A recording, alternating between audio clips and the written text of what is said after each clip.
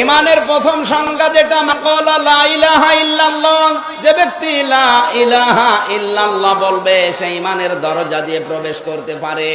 হযরত আবু হুরায়রা কথা শোনার পরে তিনি আনন্দে লাফাচ্ছিলেন, যারে দেখা হয় তারে বলছিলেন। হঠাৎ করে হযরত ওমরের সামনে পড়লেন, তিনি জিজ্ঞাসা করলেন মান ক্বালা, কে বলেছে কথা? হযরত আবু হুরায়রা বলে, কিছুক্ষণ আগে নবীজির মুখে শুনে আসলাম, তিনি এখনো মসজিদে নববীতে বসা। হযরত ওমর বললেন চলো। তিনি কিন্তু আমাদের মতো হুসুকে বাঙালি না, আবেগে মুসলমান না, তিনি বিচক্ষণ ছিলেন। তিনি ওই জামানার শিক্ষিত 10 জন মানুষের একজন ছিলেন। তিনি পরিকল্পনা নিয়ে বললেন চলো। নবীজির কাছে গিয়ে বললেন, হে নবী, আপনি কি বলেছেন মান ক্বালা লা ইলাহা ইল্লাল্লাহ ফাদাখালাল জান্নাহ? নবীজি বললেন নাম, হ্যাঁ আমি বলেছি।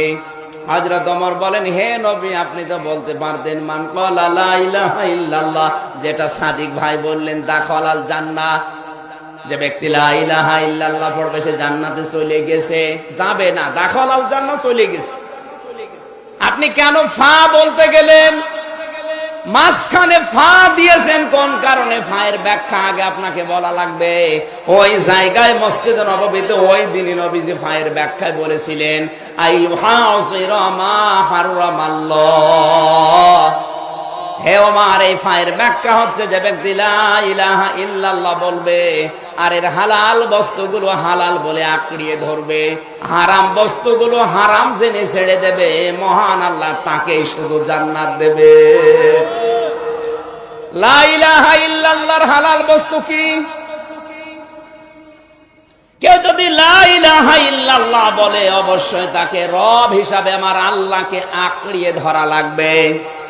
ইন্নাল্লাযীনা ক্বালু রাব্বুনাল্লাহু সুম্মা ইসতাকামু, আল্লাহ পাক বলেন অবশ্যই যারা বলে আল্লাহ আমাদের রব, আরে কথা বলার পরে যারা টিকে থাকে, কি করে? আরো জোরে বলেন। আজ পৃথিবীর দিকে তাকান, রব বলার পরে টিকে থাকতে পারছে না বিভিন্ন পারপার্শ্বিকতার কারণে। এ ধরনের মানুষ এখন রংপুর বিভাগে এখন কিছু বাড়ছে। এই যে অভাবের কারণে কত খ্রিস্টানরা তাদেরকে লা ইলাহা ইল্লাল্লাহ থেকে সরিয়ে ফেলছে।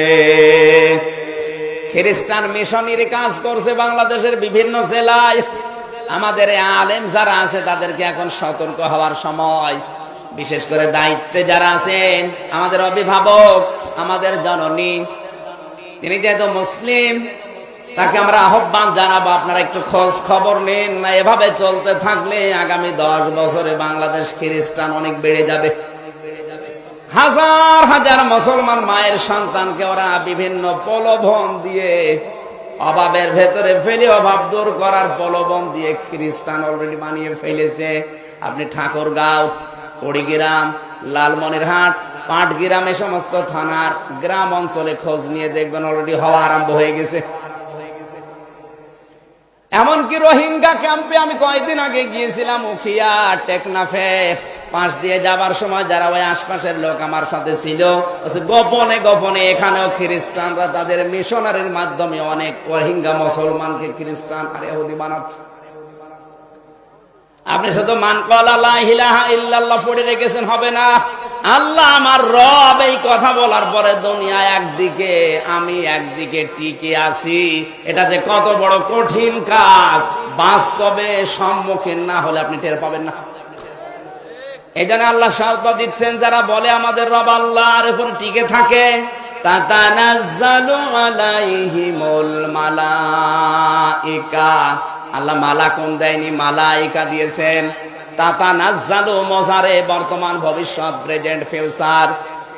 যারা আমাকে রব বলে টিকে থাকতে পারে কিয়ামত পর্যন্ত, আমি আল্লাহ তাদেরকে ফেরেশতা দিয়ে হলেও সাহায্য করছি, করব। সুবহানাল্লাহ বলতে পারেন?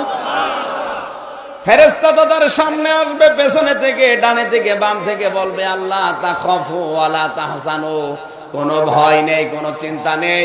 ওয়াবশিরু বিল জান্নাহ, সুসংবাদ গ্রহণ করো ওই বাগানের আল্লাতী কুনতুম তুআদুন, যার ওয়াদা আল্লাহ তোমাদেরকে দিয়েছেন। যারা আল্লাহর কোরআনের ওয়াদাকে 100% বিশ্বাস করে, দুনিয়া তাদের কাছে তুচ্ছ হয়ে যায়। এজন্য আপনি লা ইলাহা ইল্লাল্লাহ পড়বেন, আর এর হালাল বস্তুগুলো হালাল জানার পরে আঁকড়িয়ে ধরবেন না, হারাম যেগুলো জানার পরও আপনি ছেড়ে দেবেন না। আপনার কালেমা পড়া আর ওই গুরু ঠাকুরের কালেমা পড়া একই।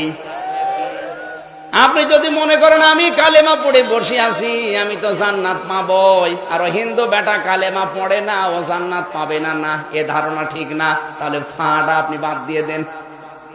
এক কথা বলেন না কারণ আমাদের বাংলাদেশে আর সুদ, ঘুষ, জেনা, ধর্ষণ, ব্যভিচার, মানুষ হত্যা করা, মানুষের উপরে জুলুম করা, এটা বন্ধ হয় না কেন? আমি এই ছোট মাথা দিয়ে চিন্তা করে কারণ পেয়েছি দুইটা। অনেকেই মনে করে কালেমা যখন পড়েছি জান্নাত একদিন যাবই। কথা বলেন না কেন? আপনি কালেমা পড়েছেন জান্নাত যাবেন, আমার অসুবিধা নেই, যান। কিন্তু জান্নাত যাওয়ার আগে কালেমা যে শর্ত দিচ্ছে, এটা যদি আপনি না মানেন, সূরা বাকারার ওই 7 নাম্বার আয়াত আপনি কি করবেন বলেন তো? ওই যে 8 নাম্বার আয়াতে অমিনান নাসি মান ইয়াকুলু আমান্না বিল্লাহ ওয়া বিল ইয়াউমিল আখির ওয়া মা হুম বিমুমিনিন।